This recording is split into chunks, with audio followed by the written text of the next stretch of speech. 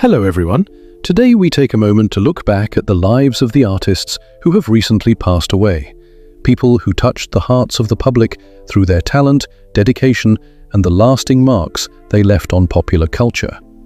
This is a moment for us to remember and appreciate the enduring contributions they have left behind over the years.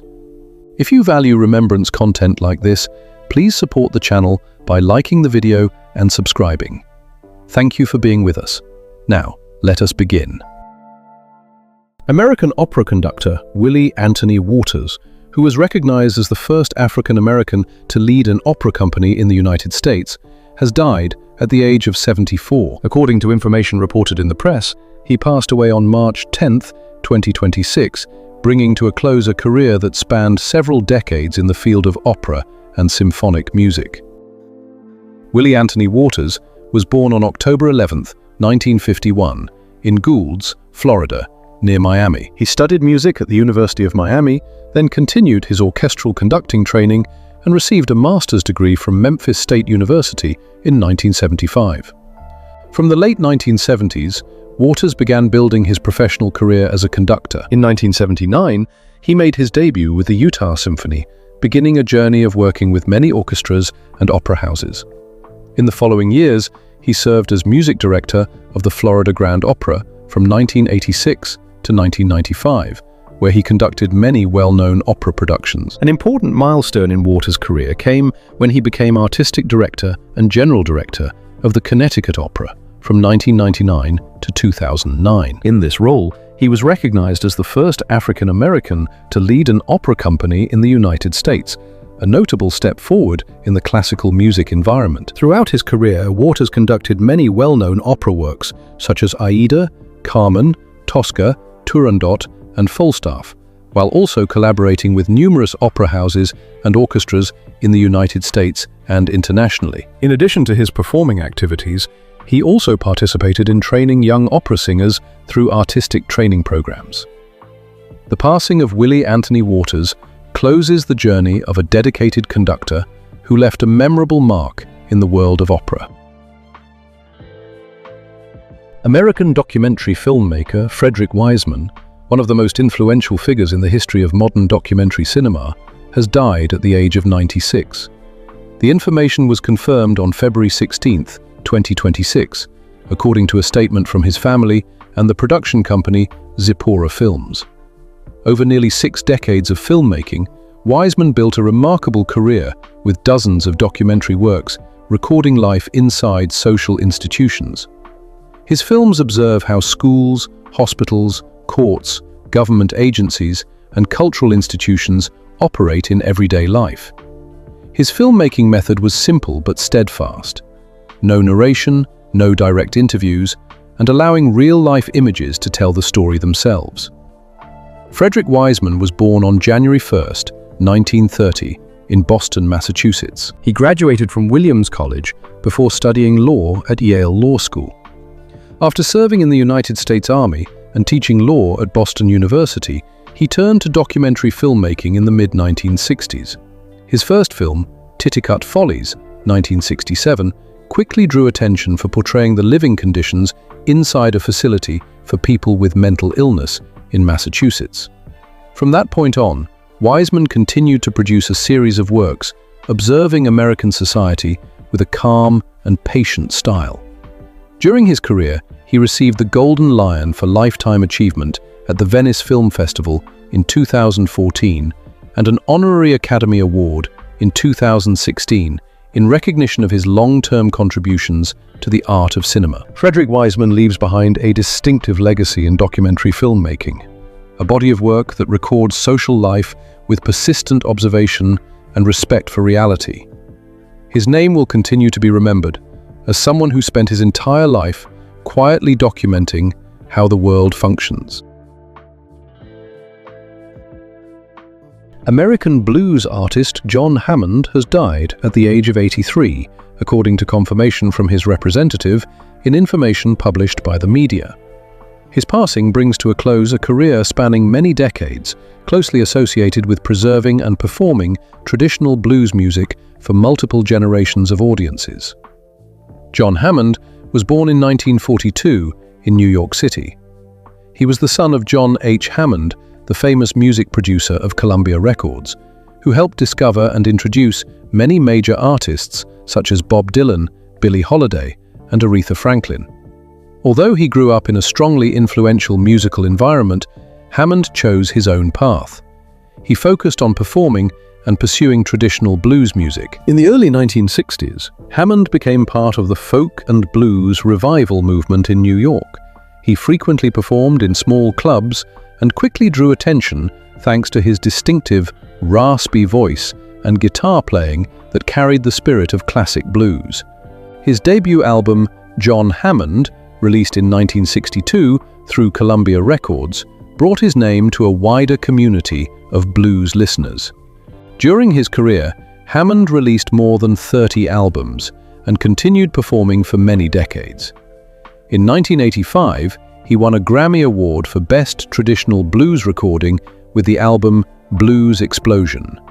With a direct performing style and loyalty to the spirit of blues, John Hammond has been regarded by many as an artist who helped keep this genre heard in the modern era. His passing leaves a quiet space in the blues community, but his music continues to remind listeners of an artist who devoted his entire life to the guitar and the melodies of blues.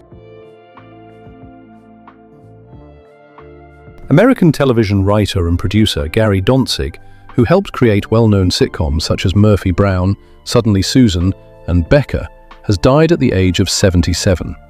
According to information from Variety, he died on March 3, 2026, in Los Angeles, and the news was confirmed by his family. Gary Danzig began his television writing career in the 1980s, a time when sitcoms were becoming a popular genre on American television.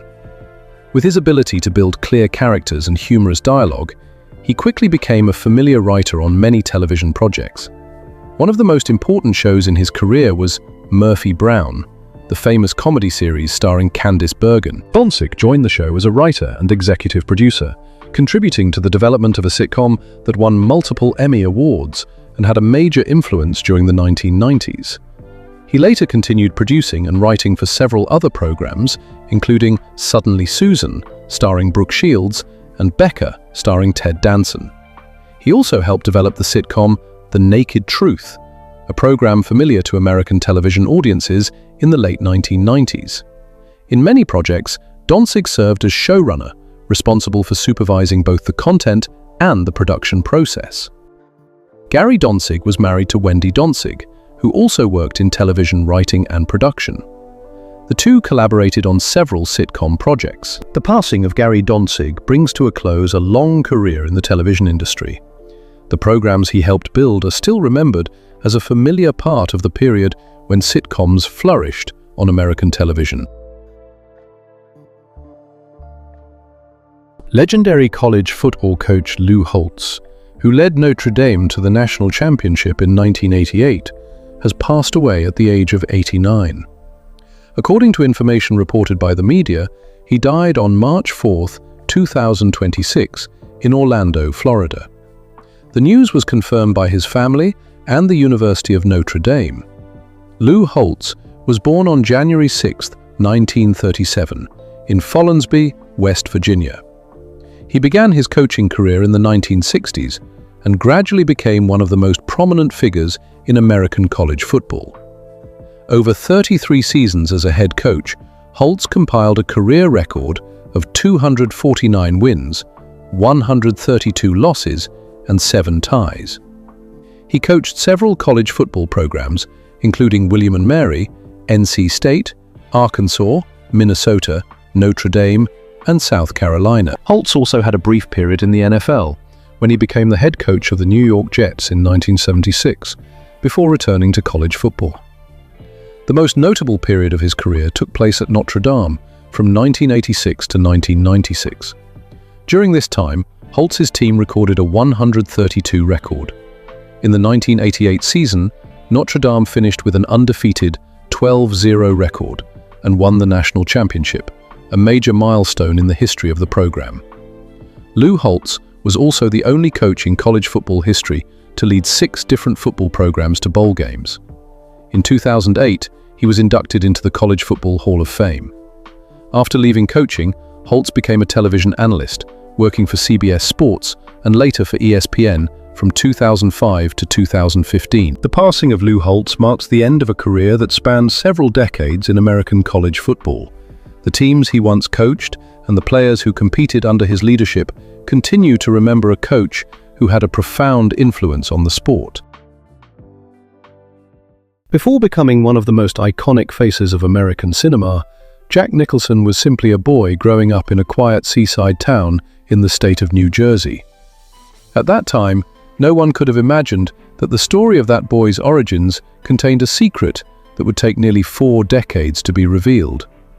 A secret that would not only change the understanding of Nicholson's childhood, but would later lead many people to wonder whether the complex characters he portrayed on screen had their roots in the very ambiguity of his own family story. He was born on April 22, 1937, in Neptune City, New Jersey, during years when the United States was still living with the after-effects of the Great Depression. It was a period when many families survived through resilience more than stability. Small coastal towns such as Neptune City or the Jersey Shore area moved at a slow pace of life, where the great stories of the nation often appeared only through the radio or the morning newspaper. Nicholson grew up in Manasquan, a seaside town not far from where he was born. There, he was raised in what appeared to be a completely ordinary family. The people who raised him from childhood were John Nicholson and Ethel May Nicholson.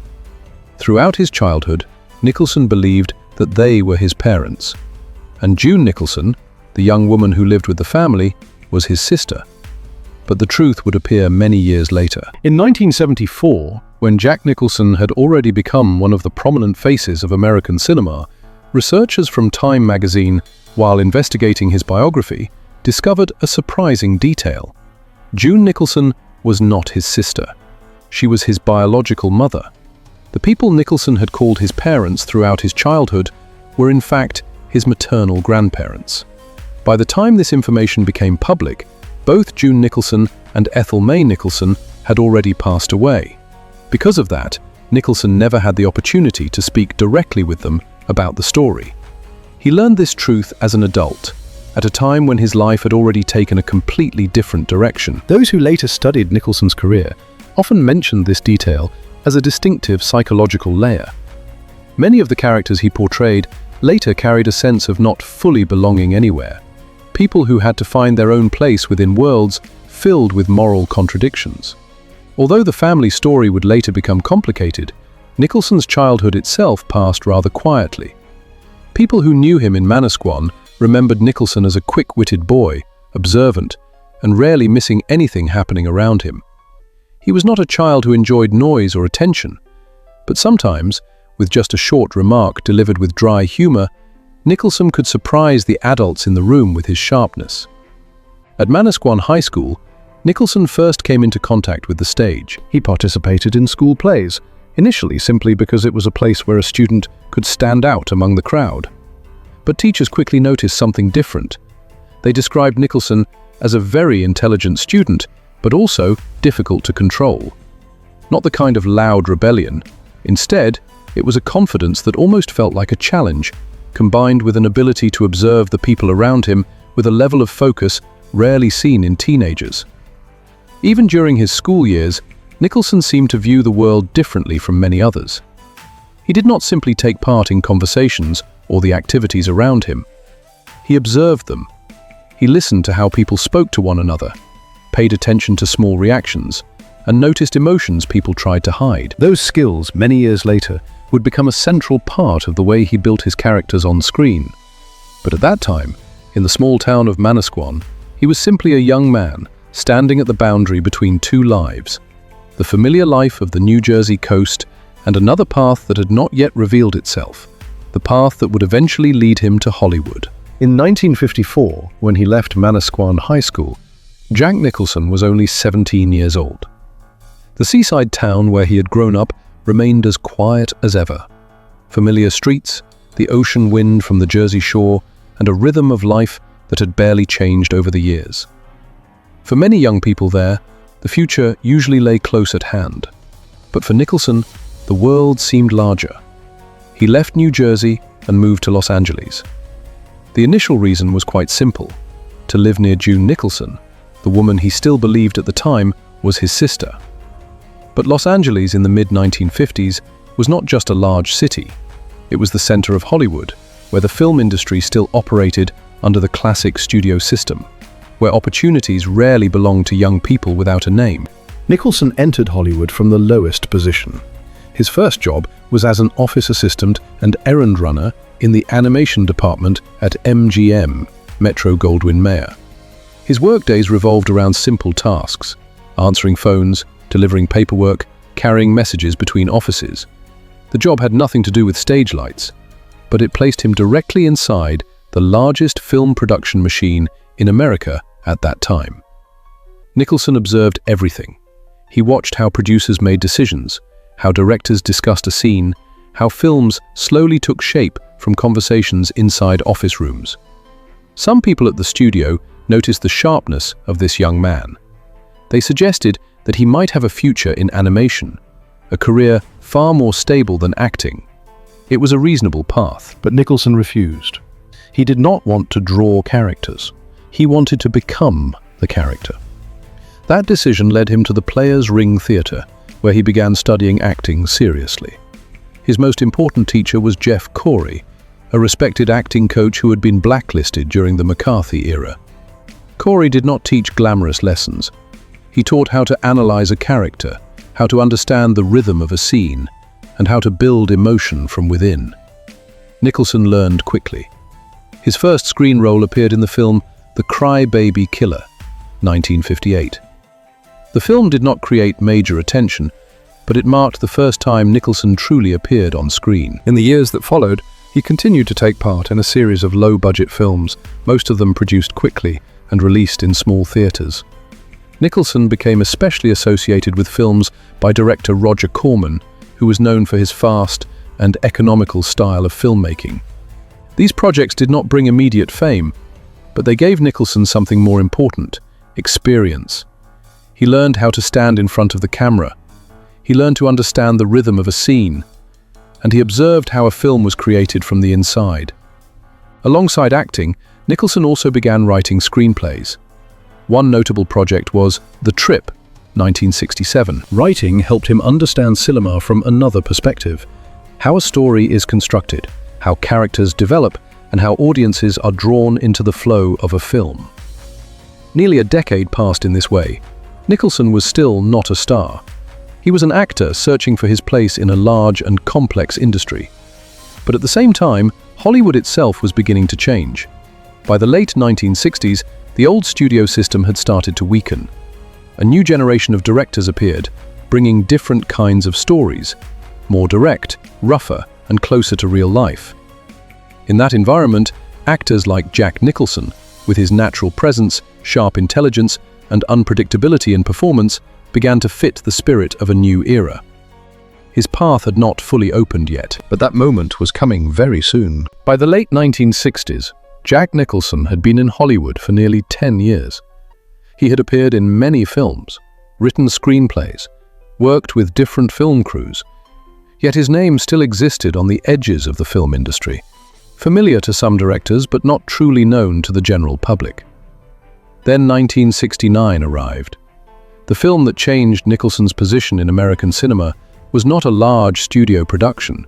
It was a small film project, made with a low budget, carrying the spirit of the counterculture movement that was spreading across American society at the time. The name of the film was Easy Rider. The film tells the story of a journey across the United States by two motorcycle riders, men searching for a sense of freedom in a country that was going through many upheavals. During that journey, they encounter a small-town lawyer with a strange personality but great enthusiasm. That character's name is George Hanson. That was the role played by Jack Nicholson. George Hanson does not appear for long in the film, but long enough for audiences to remember him. Nicholson built this character with a very particular mixture: a little humor, a little carelessness, and behind it all a sense of sadness, from a man who understands that the freedom he talks about does not always exist in the real world. One of the most memorable moments in the film takes place at night, when the three men sit around a campfire. In the flickering light of the fire, George Hansen talks about freedom. It is not a grand speech, just a conversation, but the way Nicholson delivers it, half serious, half ironic, turns that monologue into one of the most frequently discussed scenes in the film. Many critics later argued that the scene captured the mood of America at the end of the 1960s, a country that talked a great deal about freedom, yet was also facing many deep contradictions. Nicholson's performance quickly attracted attention. The role of George Hansen brought him his first Academy Award nomination. For Nicholson, this was not simply an award nomination. It was a clear signal that his place in American cinema was beginning to change. At the same time, Easy Rider also became a symbol of a new period in Hollywood history. That period would later be called New Hollywood. It was a time when the traditional studio system began to weaken, and a younger generation of directors, along with actors with a new style, began telling different kinds of stories.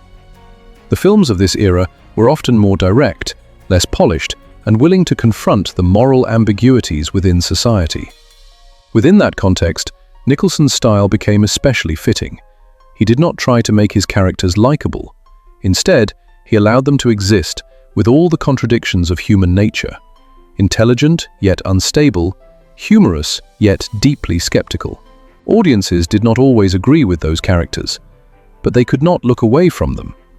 After Easy Rider, 1969, Jack Nicholson was no longer an actor searching for opportunities. He became one of the defining faces of New Hollywood, a period when American cinema began to change the way it looked at characters, at stories, and at America itself. The 1970s opened for Jack Nicholson as a decisive period.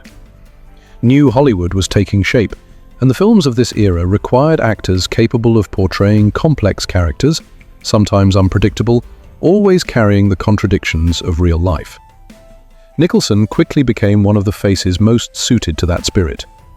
In 1970, he appeared in 5 Easy Pieces. In this film, Nicholson played Bobby Doopy, a worker on an oil drilling rig who had a past connected to classical music and an intellectual family. Bobby Doopy lived between two worlds. On one side, the cultural background he once had, and on the other, the rough life he chose for himself. Nicholson did not try to make the character likable. Bobby Doopy could be selfish, quick-tempered, and often felt out of place. But that very authenticity made the character vivid. In Nicholson's portrayal, Bobby was not a hero, nor was he clearly a failure. He was simply a person trying to exist in a world he did not truly feel he belonged to. This role brought Nicholson another Oscar nomination, while also confirming that his success after Easy Rider was not accidental. By 1974, Nicholson moved into another important role in the film Chinatown, directed by Roman Polanski. This time he played private detective J.J. Gitz, a man accustomed to investigating small scandals in Los Angeles. But the case Gitz pursued gradually opened into a much larger network of corruption, where power, money, and personal secrets intertwined. In the role of Gittis, Nicholson portrayed a character who was confident and slightly sarcastic, yet gradually became aware of his own limits. The deeper Gittis moved into the story, the more he understood that there were systems of power far beyond the control of a single individual. The film ended with a short but powerful line, "Forget it, Jake, it's Chinatown." That line later became one of the most famous quotes in American cinema, and Chinatown, 1974, has been regarded by many critics as one of the greatest films in the history of American cinema. Just 1 year later, Nicholson stepped into an even more powerful role. In One Flew Over the Cuckoo's Nest, 1975, he played Randall P. McMurphy, a prisoner transferred to a mental hospital who quickly became the one challenging the order of the system there.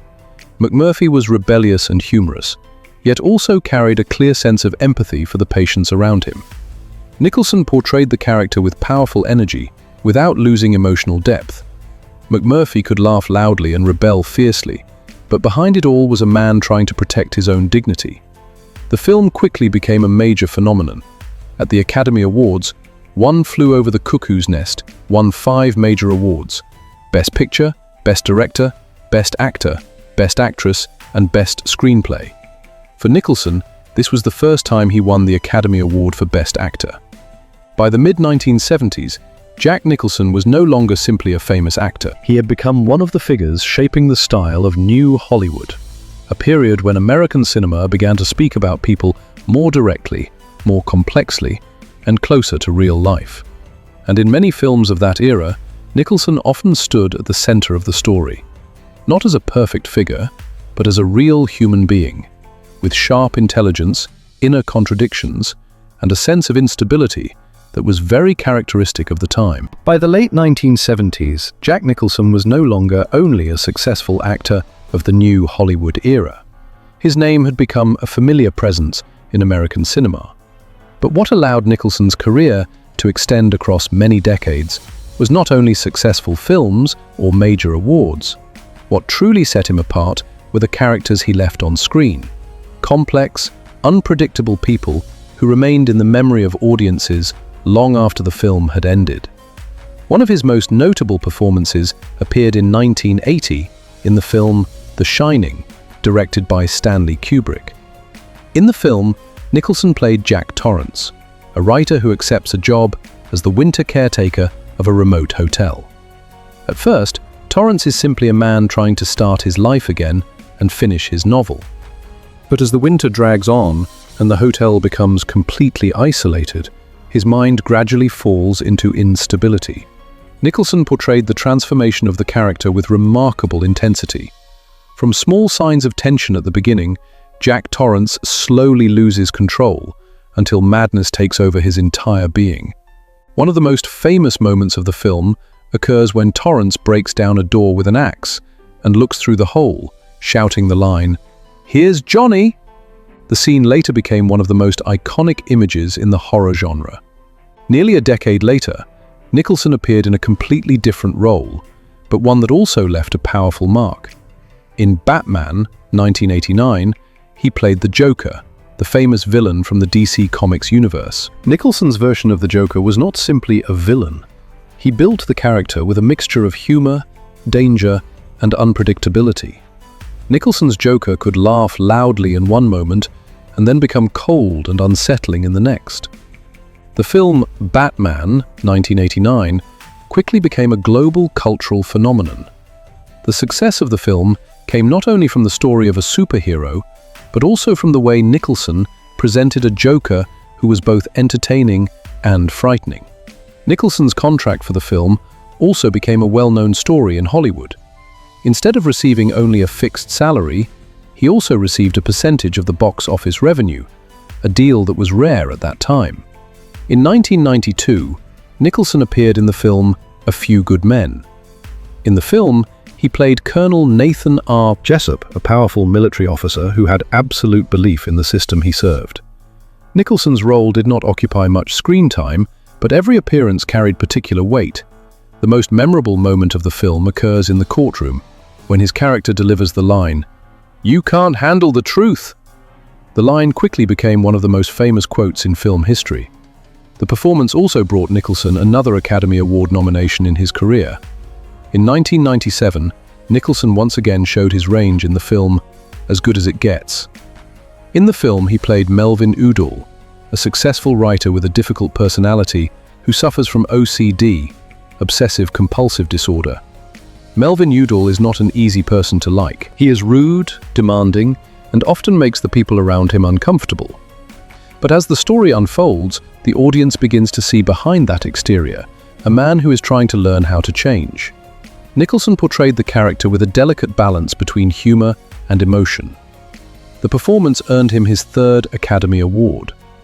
Across several decades, Jack Nicholson portrayed many different types of characters, from the unstable writer in The Shining, 1980, to the chaotic Joker in Batman, 1989. From the strict officer in A Few Good Men, 1992, to the eccentric but emotional writer in As Good as It Gets, 1997. Each role carried a different tone, but they all shared one thing in common. Whenever Nicholson appeared on screen, audiences knew they were watching a character they would not easily forget. After many decades at the center of American cinema, Jack Nicholson gradually entered a different stage of his life. It was no longer the period of consecutive roles or films that shook the box office. Instead, there were fewer roles, quieter ones, as if Nicholson was choosing to leave the spotlight according to his own rhythm. One of the notable roles in this period appeared in About Schmidt, 2002. In the film, Nicholson played Warren Schmidt, an insurance employee who had just retired after many years of work. When his working life ended, Schmidt began to face a reality he had never prepared for: loneliness, empty spaces within his family, and the feeling that his life might have passed more quickly than he had imagined. This was not an explosive character like McMurphy in One Flew Over the Cuckoo's Nest, nor did it carry the chaos of Jack Torrance in The Shining. Warren Schmidt was an ordinary man, almost quiet. But it was precisely that simplicity that allowed Nicholson to reveal another aspect of his acting: restraint, the fatigue of old age, and a very human uncertainty about the meaning of life. In the years that followed, Nicholson continued to appear in several film projects, but gradually the frequency of his appearances decreased. The last film Nicholson participated in was How Do You Know, 2010. After this film, he quietly stepped away from acting. There was no major announcement, no formal farewell to the audience. Nicholson simply stopped accepting roles. Around 2013, some rumors began to appear in Hollywood media. Some sources suggested that Nicholson might have difficulty remembering lines, which is an essential requirement for an actor. However, up to now, no official medical diagnosis about this issue has ever been made public. Many people in the film industry believe that Nicholson may have chosen to withdraw early in order to protect his artistic legacy. After a career lasting more than half a century, he had achieved almost everything an actor could hope for: major roles, important films, and many prestigious awards. Leaving the screen while still being remembered as an icon is perhaps not a decision that everyone could easily make. Outside of cinema, Nicholson's life has remained relatively private. He has 5 children, and he spends most of his time living in his home in Hollywood Hills. Although he rarely appears in public, Nicholson still maintains a habit that many fans recognize. He often appears at games of the Los Angeles Lakers, sitting courtside, where he has become a familiar face to basketball audiences for many decades. In those moments, Nicholson is no longer the character from great films. He is simply an older man quietly watching the game he loves. After a long life in the lights of cinema, that quietness is perhaps what he has chosen for himself. When the lights of a film career gradually fade, what remains is not only the films that have been shown or the roles that have been completed. What remains is the trace that an actor leaves in the way cinema looks at human beings. With Jack Nicholson, that trace extends across more than half a century. Throughout his career, Nicholson received 12 Academy Award nominations, a number that places him among the most nominated actors in the history of American cinema. Among them, he won 3 Oscars, including 2 for Best Actor and 1 for Best Supporting Actor. Those numbers do not speak only about success. They reflect a career that spanned many very different periods of Hollywood, from the new Hollywood era of the 1970s to the later decades when American cinema entered a new era of large-scale commercial filmmaking. Not every actor can last that long in an industry that changes constantly. Nicholson managed to do so largely through the way he built his characters. Instead of searching for the image of a perfect hero, he often chose people full of contradictions: intelligent but unstable, confident yet deeply skeptical, sometimes humorous but also capable of becoming dangerous. Over the years, Nicholson also created a very distinctive presence on screen. The half smile, the sharp gaze, the slow but deliberate rhythm in his delivery, all of these elements combined to form an image that audiences could recognize almost immediately. No long introduction was needed. Nicholson only had to appear. Some moments in his films have become part of popular culture. Famous lines, distinctive expressions, scenes that have been repeated across generations of audiences. These things show that Nicholson's influence extends beyond any single film. Over time, Jack Nicholson has not only been remembered as a successful actor, he became a symbol of American cinema, representing a period when Hollywood began telling more complex stories about society, and about human nature. Perhaps the most notable part of Nicholson's legacy is the way he allowed his characters to exist with all their imperfections, not as ideal models, but as real people, sometimes difficult to understand, sometimes difficult to like, yet always carrying a life of their own. Today, when looking back at the history of American cinema in the second half of the 20th century, the name Jack Nicholson almost always appears in its most important chapters. Not only because of the awards, not only because of the famous films, but because of the characters he brought to the screen, people who remain in the audience's memory long after the film has ended.